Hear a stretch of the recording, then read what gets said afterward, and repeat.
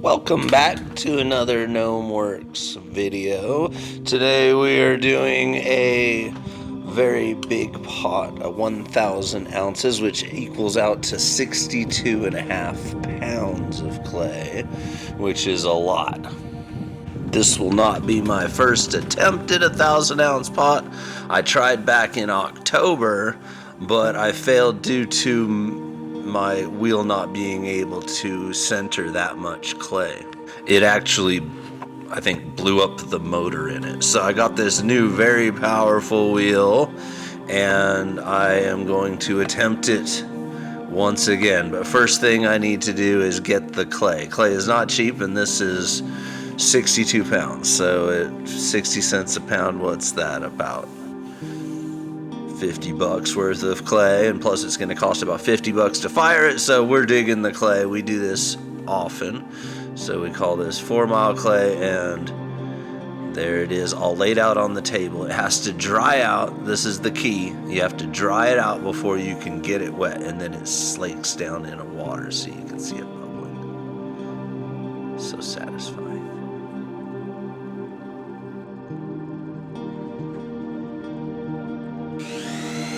Now we have to agitate the clay so it shakes loose from the rocks, and we then pour it through a screen.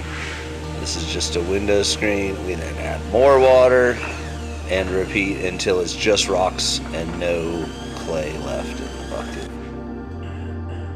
So I should say what we are celebrating with this 1,000-ounce pot, and it is our 1,000 followers on Facebook. We promised them that we would make a 1,000-ounce pot, and we tried. We gave it the best effort that I had, and the wheel couldn't hold the weight. It couldn't center that much. So I got this very big new wheel that could center 3 times that much weight. It's got 150 or 200 pound centering capacity.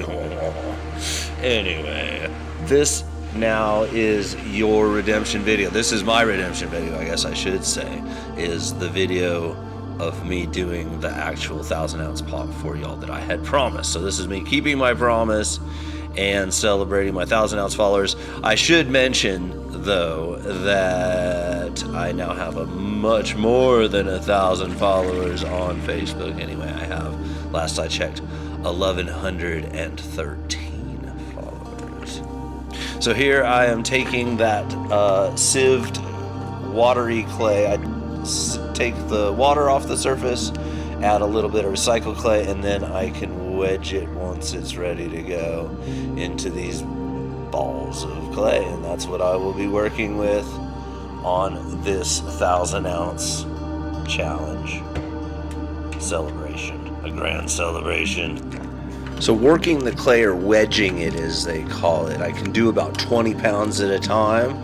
So this smooths it out, gets the air bubbles out, and so I figured we'd do about 333 ounces per ball. That would make a nice even 1,000 ounces with one ball having 1 extra ounce to make. When I told my potter friend Tony I was gonna do a 1,000-ounce pot, she said, "Well, how are you gonna do that?"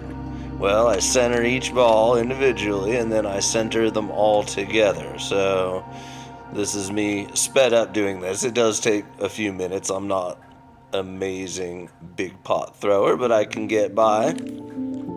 So I make it this kind of bell shape, and I smooth the outside out and make it nice and centered. And I make a little divot, and this next move I learned in professional wrestling. I call it the power fist. Watching too much wrestling when I was a kid. There it goes, and it just puts your whole weight into it, opens it right up to the bottom, because this is a planter, and then open it up. So I'm now, I guess you would say, past where I got on the first attempt. And now I'm going directly into my left side pulls, which can make it a little wobbly, and I almost lost it here. Almost lost it.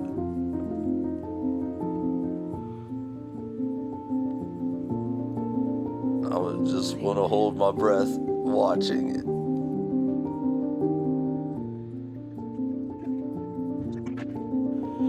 managed to push it out and fix it, but something that dramatic always kind of comes back and haunts you later on in the throw.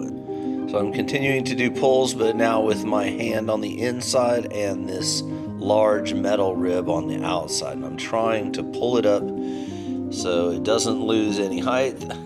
Thank you, Fern. And it'll get nice and wide for the plant. So we're kind of just building volume. I'm gonna keep doing a few more pulls. I gotta straighten out the inside though. So this is smoothing that bottom out. And then I continue to pull the clay out.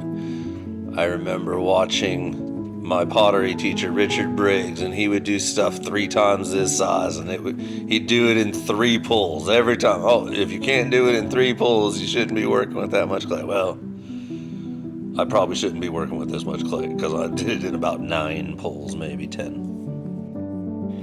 And that's it, just about to size. It just needs some refinement. So we're gonna go in the bottom again. We're gonna make sure that it's nice and level and smooth so it doesn't crack on the bottom. And then we're gonna take the tool, and rather than doing like a full pull, we're just kind of shaping, pushing it out and smoothing it. And then only once I've got the final shape and everything done do I trim that rim to get the unevenness off. And to do that, I use this wire tool, and I just slowly push it through until I have this snake of clay and all the unevenness with it. And then I'm going to do this little design around the edge. I don't intend on glazing it, and so this way it has a little bit of interest even without the glaze. And with that, the throwing portion of this pot is done. Get the water out. Now it's trim time. Trimming refines the shape. It lightens the pot so it's not so heavy. I had to fudge this with a little bit of ingenuity here, but I take off probably about 5 pounds of clay here. I just keep scraping and scraping this side. I tap it every so often to judge how thick it is and just continue to trim. And I'm also trimming a nice foot into it so it sits nice and level, it doesn't high center, and it has a little air gap under it. That way the water can escape out the bottom.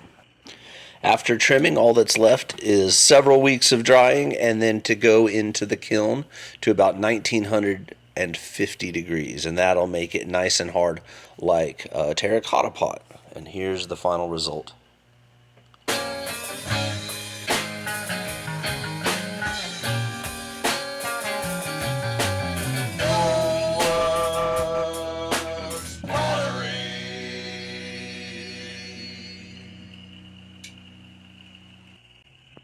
Right.